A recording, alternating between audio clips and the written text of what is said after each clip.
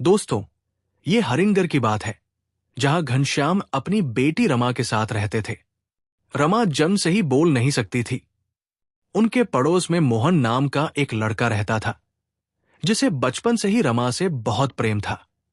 वे दोनों साथ साथ खेलते हुए बड़े हुए। एक दिन मोहन ने रमा से कहा, रमा, बसंतपुर के राजा वर्धन अपने महल में एक मंदिर बनवा रहे हैं। उस मंदिर के लिए उन्हें चंदन की लकड़ी चाहिए, जो बसंतपुर में नहीं मिलती। मैं चंदन की लकड़ियां जमा कर रहा हूं और कुछ महीनों बाद राजा को ऊंचे दाम में बेचकर खूब धन कमाऊंगा। क्या तुम तब मुझसे विवाह करोगी? रमा ने कुछ नहीं कहा और वहां से चली गई। घर जाकर वो सोचने लगी, मोहन बहुत गरीब है, जंगल से लकड़ी काटकर बेचता है और उसी से अपना और अपनी मां का पेट भरता है। वो मुझे सुखी कैसे रख पाएगा? दूसरी तरफ मोहन भी उदास हो गया। वो सोच रहा था, रमा ने मेरी बात का कोई जवाब नहीं दिया। मैं तो उसके सारे इशारे समझता हूं। क्या वो नहीं जानती कि मैं उससे कितना प्रेम करता हूं? काश मैं उसे समझा पाता कि मैं उसे कभी दुखी नहीं होने दूंगा। रमा के पिता घनश्याम भी अपनी बेटी के लिए परेशान रहते थे। दिन बीतते गए। मोहन रोज जंगल से लकड़ियां काटता और बाजार में बेच आता। एक दिन घनश्याम खेत से लौटे तो उनकी तबीयत अचानक खराब हो गई। रमा ने देखा कि पिता बहुत बीमार है, तो वो मोहन को बुला लाई। मोहन ने तुरंत वैद्य को बुलाया, पर वैद्य की दवा का कोई असर नहीं हुआ। आखिर एक दिन घनश्याम ने रमा से कहा, बेटी, मैं अब शायद न बचूं। मैं चाहता था कि तुम्हारा विवाह कर दूं, ताकि चैन से मर सकूं, पर मेरे मन की बात मन में ही रह जाएगी। मेरे जाने के बाद घबराना नहीं। पड़ोस के गांव शिवपुर में मेरा मित्र तांत्रिक सुदामा रहता है। तुम शिवपुर जाकर उससे मिलना और ये पत्थर उसे दे देना। वो तुम्हारे लिए कोई अच्छा बंदोबस्त कर देगा और तुम्हारा विवाह भी करवा देगा। उसी दिन घनश्याम की मृत्यु हो गई। गांव वालों ने मिलकर उनका अंतिम संस्कार किया। मोहन की मां ने रमा को दिलासा दी, बेटी, रो मत, हम तुम्हारे साथ हैं।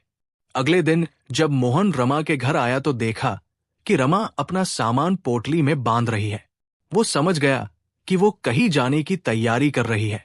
मोहन ने पूछा, तुम कहाँ जा रही हो? इशारों में रमा ने बताया कि वो शिवपुर जा रही है। मोहन उदास होकर बोला, रमा, क्या तुम मेरे घर पर मेरी बनकर नहीं रह सकती? मैं तुम्हें कभी कोई कष्ट नहीं होने दूंगा। रमा ने कोई जवाब नहीं दिया। तब मोहन बोला, ठीक है, जो तुम्हारी मर्जी हो वो करो, पर मुझे यकीन है मेरा प्रेम तुम्हें एक दिन मेरे पास खींच लाएगा। अगर तुम कहो तो मैं तुम्हारे साथ चलूं। मैं तुम्हें शिवपुर छोड़कर वापस लौट आऊंगा। रमा ने सिर हिलाकर मना कर दिया और इशारों में मोहन को समझाया कि वो उसकी चिंता न करे। जब रमा शिवपुर पहुंची तो वहां का हाल देखकर डर गई। पूरे गांव में एक महामारी फैली हुई थी, जिससे बहुत से लोग मर चुके थे। हर जगह लाशें ही लाशें थी। चलते चलते रमा एक झोपड़ी के पास पहुंची। अंदर से किसी के करहाने की आवाज सुनकर वो रुक गई। झोपड़ी के अंदर एक बूढ़ा आदमी बिस्तर पर लेटा हुआ था। उसने कहा, बेटी, तुम कौन हो? तुम इस समय मेरे लिए देवी बनकर आई हो।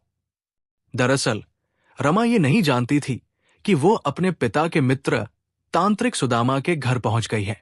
तांत्रिक ने कहा, मैं तांत्रिक सुदामा हूं।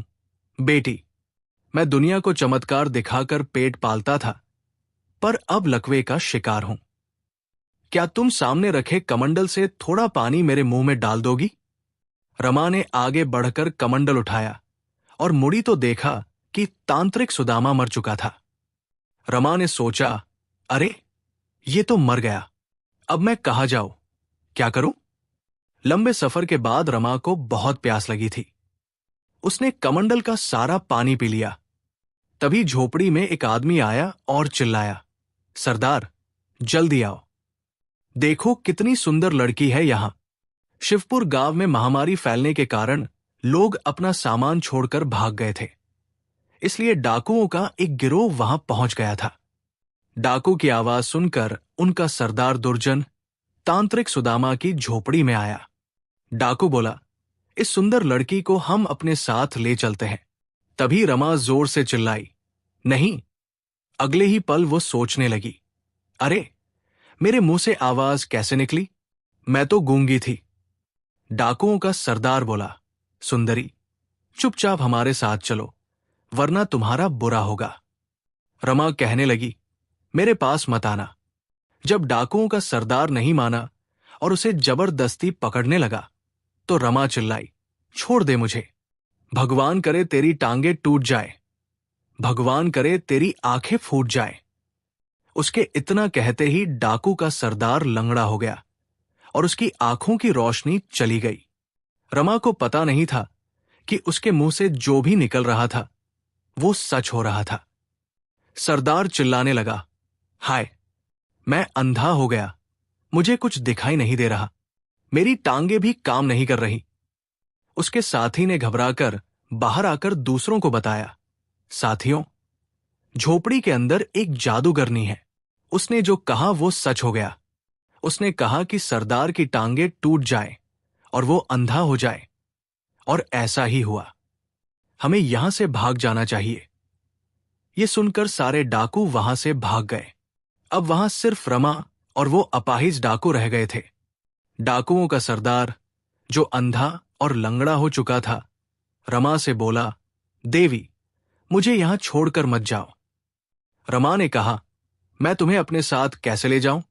तुम तो चल भी नहीं सकते, और इस महामारी वाले गांव से निकलने के लिए मुझे एक तेज घोड़े की जरूरत है। अगर तुम घोड़ा बन जाओ तो मैं तुम्हें अपने साथ रख सकती हूं। अचानक डाकुओं का सरदार घोड़े में बदल गया। रमा सोचने लगी, वाह, ये तो कमाल हो गया। वो घोड़े पर सवार हुई और गांव से बाहर निकल पड़ी। फिर वो बसंतपुर नाम के एक और गांव में पहुंची। वहां चारों तरफ सन्नाटा था। रमा ने सोचा, ये तो मुर्दों का गांव लग रहा है। रात हो गई है, यहीं किसी घर में रुकना ठीक रहेगा। उसने एक घर का दरवाजा खटखटाया। एक आदमी ने डरते डरते दरवाजा खोला और पूछा, कौन हो बेटी? रमा ने कहा, मैं परदेसी हूं बाबा, रात भर के लिए रुकना है। घर के मालिक ने कहा, ठीक है बेटा, अंदर आ जाओ। घर में वो आदमी और उसकी पत्नी थे। रमा ने पूछा, बाबा, अभी ज्यादा रात नहीं हुई, पर गांव में इतनी शांति क्यों है? वो आदमी बोला, क्या बताओ बेटी, रोज रात को एक उड़ने वाला राक्षस आता है। जो भी इंसान या जानवर उसे दिखता है वो उसे उठा ले जाता है। मेरे घर में ज्यादा जगह नहीं, वरना मैं तुम्हारे घोड़े को भी अंदर रख लेता। अगर वह राक्षस हमारे घर आया तो तुम्हारे घोड़े को ले जाएगा। रमा ने कहा, बाबा, मेरा घोड़ा उस राक्षस को मार देगा। आप देखना, आज ऐसा ही होगा। बूढ़ा हंसने लगा, क्या कहती हो बेटी? राजा वर्धन ने घोषणा की है कि जो उस राक्षस को मारेगा उसे 1,00,000 सोने के सिक्के मिलेंगे। तुम खाना खाकर सो जाओ। हम भगवान से प्रार्थना करेंगे कि राक्षस तुम्हारे घोड़े को न ले जाए। रमा आराम से सो गई। सुबह उसे कुछ शोर सुनाई दिया। जब उसकी आंखें खुली तो घर के मालिक ने कहा, कमाल हो गया बेटी, तुम्हारे घोड़े ने सचमुच राक्षस को मार दिया है। बाहर देखो, राक्षस मरा पड़ा है। रमा बाहर आई तो देखा, बहुत भीड़ थी और एक बड़ा सा राक्षस मरा पड़ा था। रमा का घोड़ा उसके सीने पर खड़ा था। राक्षस के मारे जाने की खबर राजा वर्धन के पास पहुंची। राजा ने कहा, क्या कहते हो? एक लड़की के घोड़े ने उस राक्षस को मार गिराया? मुझे यकीन नहीं होता। राजा ने तुरंत अपने सेनापति को बुलाया और कहा, सेनापति, उस लड़की को पूरे आदर के साथ मेरे सामने लाओ। सेनापति वहां पहुंचा जहां रमा रुकी थी और कहा, हमारी महारानी ने आपका सम्मान करने के लिए आपको दरबार में बुलाया है, कृपया हमारे साथ चलें।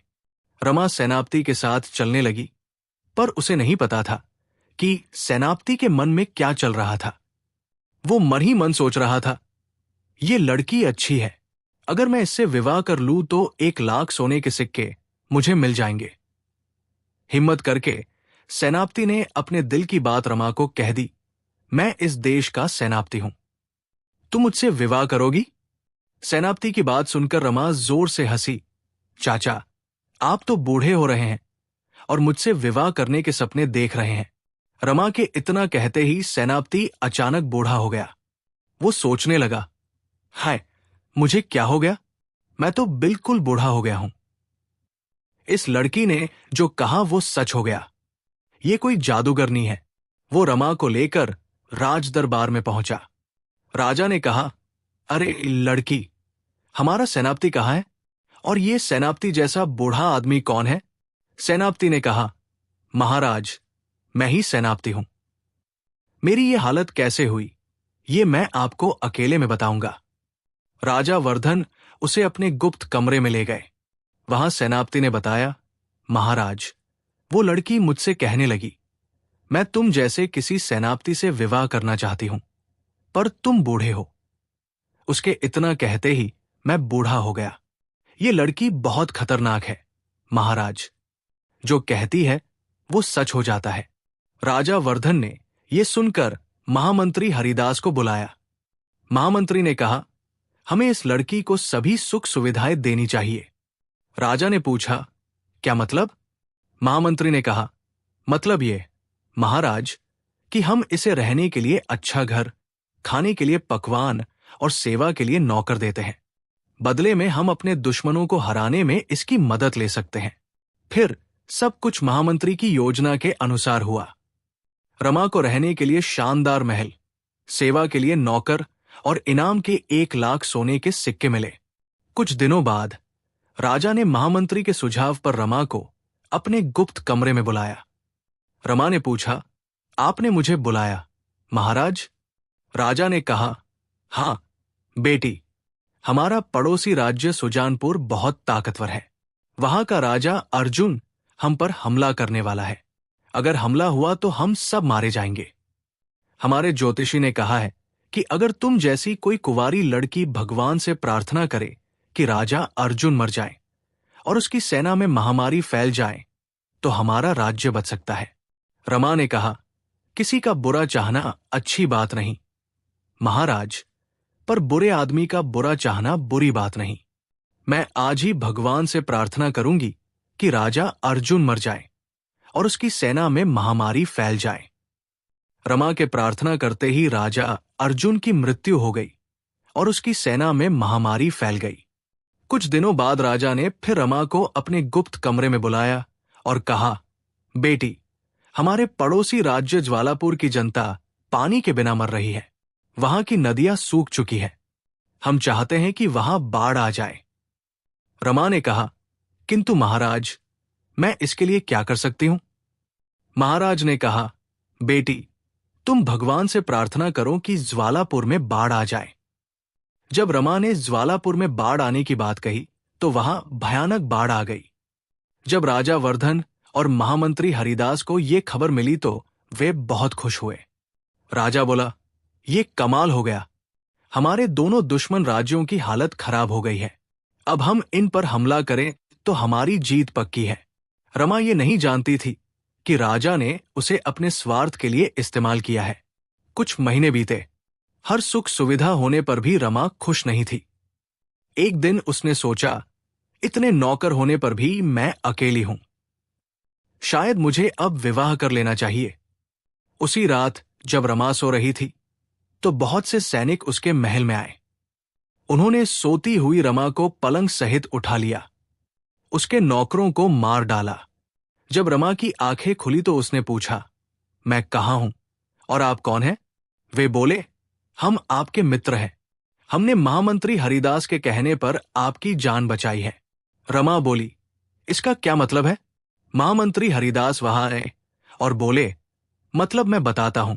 रमा, हमारे राजा ने तुम्हारी मदद से 2 दुश्मन राज्यों को हरा दिया, पर अब वे इस डर से तुम्हें मरवाना चाहते हैं कि कहीं तुम उनके लिए खतरा न बन जाओ। रमा ने कहा, मैं आपकी बात नहीं समझी। मंत्री ने कहा, मैं अभी समझाता हूं।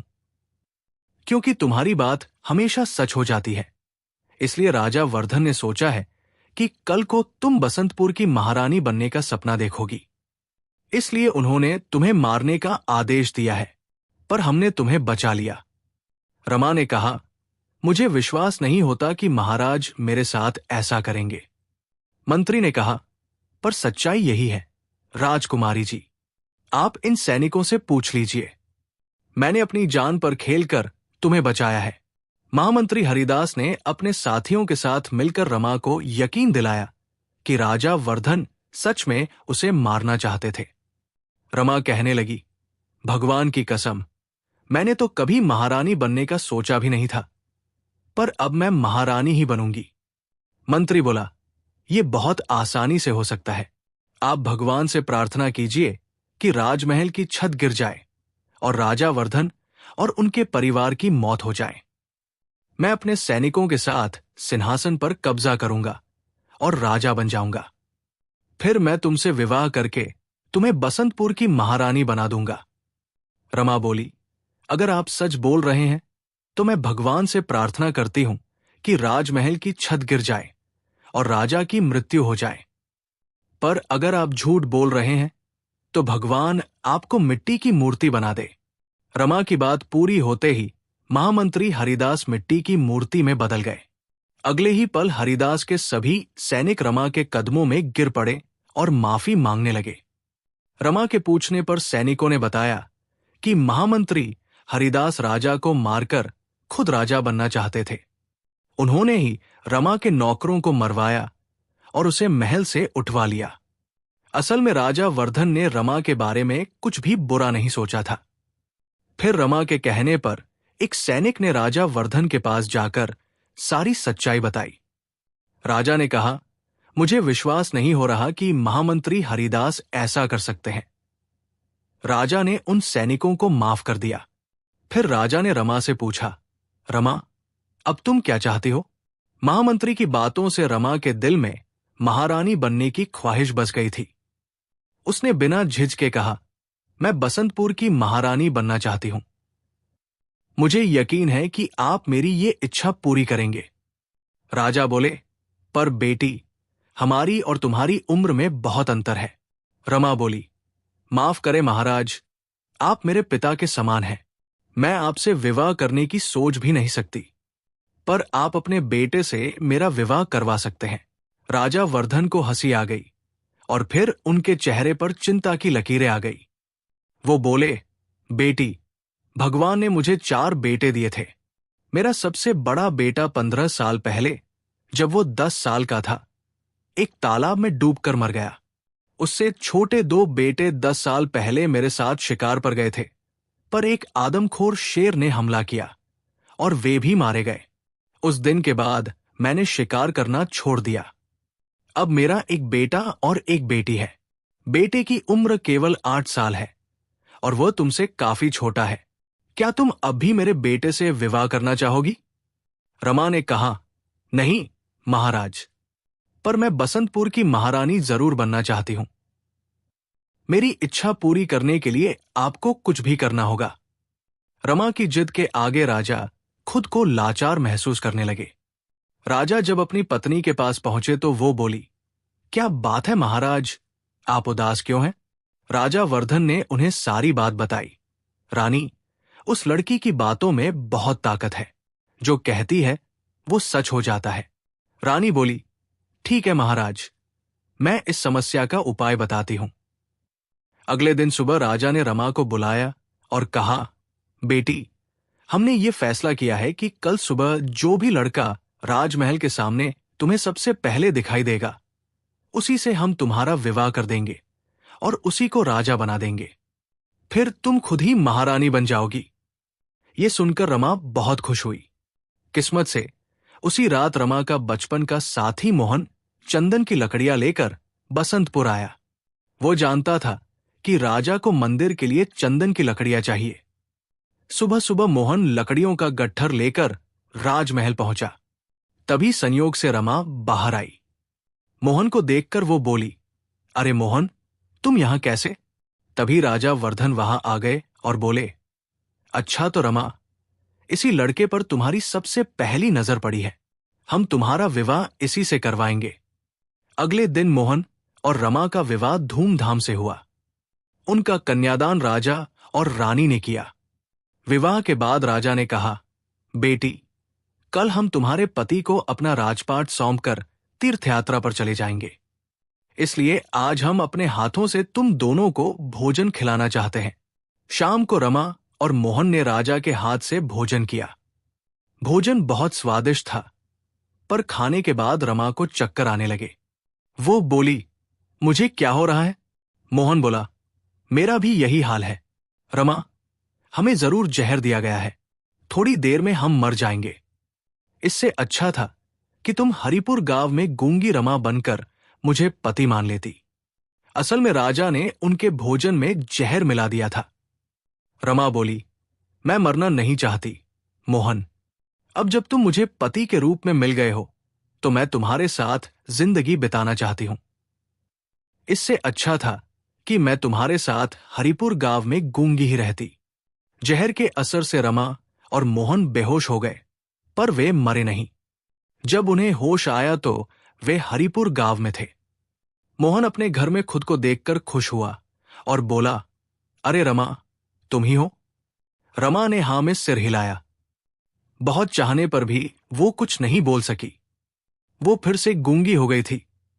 तांत्रिक सुदामा के यहां से उसने जो जादुई पानी पीकर बोलने की शक्ति पाई थी, वो उसकी अपनी इच्छा से खत्म हो गई थी।